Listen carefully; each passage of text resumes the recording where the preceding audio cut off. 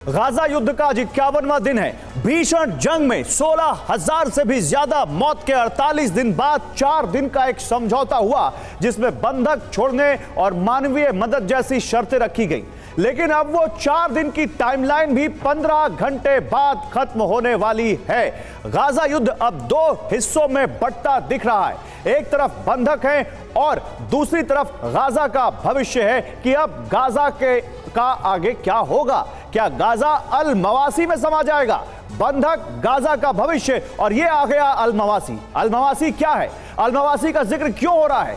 15 घंटे बाद गाजा का क्या होगा? आज इस पर हम एक बड़ा शो लेकर आए हैं आपके सामने। लेकिन उससे पहले गाजा से आई कुछ नई तस्वीरें दिखाते हैं। इन तस्वीरों को देखिए, फिर अल मवासी के बारे में आपको बताएंगे क्या होगा 51वें दिन। उसके बाद देखिए 51 दिन हो चुके हैं और 4 दिनों का जो समझौता हुआ था उसमें 2 इशू हैं अब, बंधक और गाजा का भविष्य। बंधक और पर ही गाजा का भविष्य टिका हुआ है, वरना फिर युद्ध तो है ही। और वो 15 घंटे बस बचे हैं। फिर अल मवासी, ये अल मवासी आज बहुत बड़ा फैक्टर है। इस अल मवासी को आप मिस नहीं कर सकते। और ये अल मवासी ना कोई हॉस्पिटल है ना कोई कैंप है, एक ऐसी चीज, एक ऐसी जगह जो गाजा के भविष्य में अब बहुत अहम हो चुकी है। ये आपके सामने आज इस शो में धीरे धीरे आएगा। लेकिन अब ये तस्वीर देखिए जो अभी आ रही है। 7 अक्टूबर इजराइल में गैस स्टेशन को लूटते हमास के लड़ाके। 7 अक्टूबर का दिन जब हमास ने हमला किया था इजराइल पर, वहां देखिए कैसे गैस स्टेशन को लूटा गया।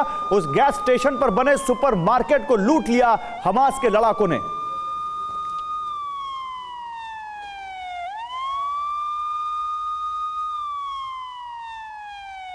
और लड़ाकों को अंदर आता देख आप देखिए कैसे उस दुकान में मौजूद लोग, उस दुकान का या सुपरमार्केट का स्टाफ कैसे भाग रहा है, आप इन तस्वीरों में देख सकते हैं। यानी हमास लड़ाकों के आने के बाद किस तरह से वहां पर आप देखिए तबाही मची थी, ये तो आप देख ही रहे हैं। लेकिन रह रहकर ये तस्वीरें सामने आ रही हैं जो हमास लड़ाकों की लूट, उनका वहां पर जो कहर था, कैसे उन्होंने ना घर छोड़ा, ना दुकानें छोड़ी, ना गैस स्टेशन छोड़े, ना सुपरमार्केट छोड़े, उन सब का सबूत धीरे धीरे ऐसे सामने आ रहा है।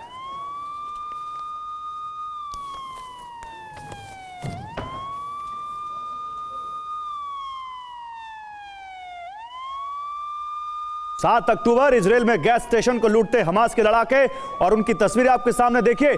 खाने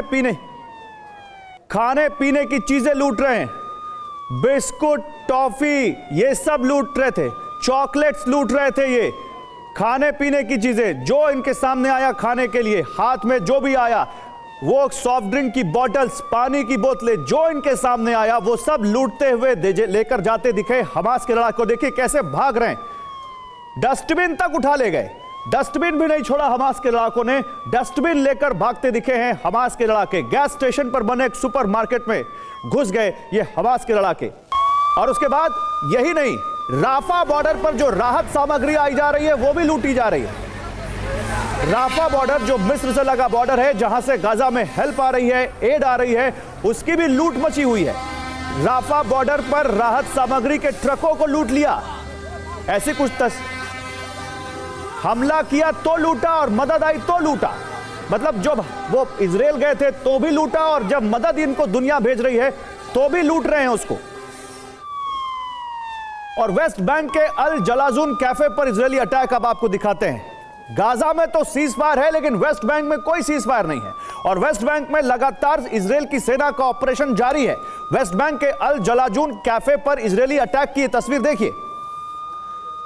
इजराइल हमला करता है तो ये देखिए कुछ इस तरह से तबाही दिखती है, और जब हमास हमला करता है तो फिर क्या तस्वीरें आती हैं वो हमने आपको दिखाई, और जब इजराइल हमला करता है तो कैसी तस्वीर आती है ये आप सामने देख सकते हैं। लेकिन अल मवासी क्या है? अल मवासी, अल मवासी अचानक सुर्खियों में क्यों है, आइए आपको बताते हैं। दरअसल गाजा युद्ध में अब जो हालात बन रहे हैं वो बेहद चिंताजनक हैं, क्योंकि इजराइल ने दक्षिणी गाजा में रह रहे लोगों से अब इस इलाके को खाली करने को कह दिया है। इजराइल ने लोगों से अब खान यूनिस और आसपास के इलाकों से लोगों को अल मवासी जाने के लिए कहा है। लेकिन ये अल मवासी है कहां, ये जानिए। अल मवासी राफा के पास पश्चिमी गाजा में पड़ता है। अल मवासी का पूरा इलाका 14 वर्ग किलोमीटर में फैला है। अल मवासी की आबादी अभी 69,000 है, जो पूरे गाजा की आबादी का 3% हिस्सा है। ये अल मवासी आपके सामने भूमध्य सागर से लगता हुआ 14 वर्ग किलोमीटर, 69,000 की आबादी, 3% गाजा की आबादी का। अल मवासी एक तो पहले से ही बहुत छोटा इलाका है, ऊपर से अब इजराइल ने लोगों से दक्षिण गाजा खाली कर यहां जाने को कह दिया है। अभी आपको अल मवासी के बारे में और बताएंगे।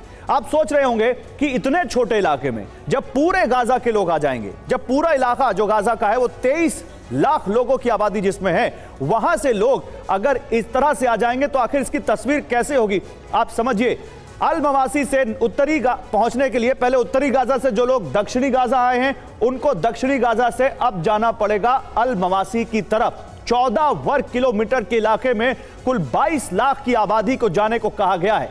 अब अगर यहां 22 से 23 लाख की आबादी हुई तो यहां का पर स्क्वायर किलोमीटर घनत्व तो आप समझते हैं आबादी का क्या होगा, 1,64,285 प्रति वर्ग किलोमीटर। यानी 1 स्क्वायर किलोमीटर में 1 किलोमीटर लंबा और 1 किलोमीटर चौड़ा, इस एरिया में 1,64,285 लोग रहने को मजबूर हो जाएंगे। यानी जिस पूरे 14 स्क्वायर किलोमीटर में मात्र 69,000 रहते हैं, वहां मात्र 1 स्क्वायर किलोमीटर में करीब 1.25 लाख लोगों को रहना पड़ेगा। आप सोचिए अल मवासी कैसे वहां पर बिल्कुल एक गोडाउन बन जाएगा, लोगों का भूसे की तरह भरना पड़ेगा वहां लोगों को। और इस हालात को लेकर अब आपके मन में जो सवाल उठ रहे हैं कि आखिर इजराइल ऐसा कर क्यों रहा है, क्या होगा इससे, तो हम आपको बताते हैं। दरअसल इजराइल डिफेंस फोर्सेस का दावा है कि गाजा के दक्षिणी हिस्से में स्थित खान यूनिस में हमास के टॉप लीडर मौजूद हो सकते हैं, जिसमें सबसे बड़ा नाम याह्या सिनवार का है और दूसरा नाम है मोहम्मद दाइफ का, जिनकी तस्वीरें आपके सामने हैं। क्योंकि खान यूनिस इनका पैतृक इलाका है और आईडीएफ की स्ट्रेटजी के मुताबिक अब दक्षिण गाजा से लोग अल मवासी की ओर जाएंगे, तो उसमें हमास के टॉप लीडर अगर वहां मौजूद होंगे तो उनकी मूवमेंट ट्रेस हो सकेगी। इसके लिए इजराइल की सैटेलाइट पल पल मॉनिटरिंग मोड पर रहेगी और जैसे ये टॉप लीडर ट्रेस होंगे उन्हें इजराइल खत्म कर देगा। तो ये देखिए, और ये आ चुकी है आपके सामने वो सैटेलाइट। इस सैटेलाइट के बारे में भी आपको बताते हैं। इजराइल के सर्विलांस का लोहा दुनिया मानती है, और आइए आपको बताते हैं कि धरती के साथ इजराइल अंतरिक्ष से कैसे हमास के मूवमेंट पर नजर रख सकता है। इजराइल की इस जासूसी सैटेलाइट का नाम है ओफेक 13। 29 मार्च 2023 को इजराइल ने इसे लॉन्च किया था। यह एक इलेक्ट्रो ऑप्टिकल रिकॉनेसेंस सैटेलाइट यानी जासूसी उपग्रह है। खुफिया और सैन्य अभियान के लिए इजराइल इसका इस्तेमाल करता है। दिन हो या रात, यह सैटेलाइट अंतरिक्ष से धरती पर मौजूद इमारतों, रास्तों और लोगों के मूवमेंट की अल्ट्रा HD इमेजेस ले सकती है। इनफैक्ट इसके बारे में कहा जाता है कि यह अंतरिक्ष से एक न्यूज़पेपर की हेडलाइन तक पढ़ सकती है। इसकी रेंज में पूरा मिडिल ईस्ट है और जानकार मानते हैं कि इजराइल इस स्पाई सैटेलाइट के जरिए ईरान के न्यूक्लियर और मिसाइल प्रोग्राम की मॉनिटरिंग करता है। इस सैटेलाइट को खास तौर पर इजराइल के रक्षा मंत्रालय के लिए डिजाइन किया गया है और दुनिया में केवल अमेरिका, चीन और रूस और जापान के पास इस लेवल की सैटेलाइट्स हैं। लॉन्च के बाद पीएम नेतन्याहू ने कहा था कि नजदीक हो या दूर, इजराइल के दुश्मनों का खात्मा करने के लिए यह सैटेलाइट हमारी क्षमता को बढ़ाएगी। इस सैटेलाइट की मदद से हम जमीन, समंदर, हवा और अंतरिक्ष में भी दुश्मन को मारने की क्षमता, ज्यादा हमारी क्षमता बढ़ जाएगी और हम उसको इंक्रीज करेंगे।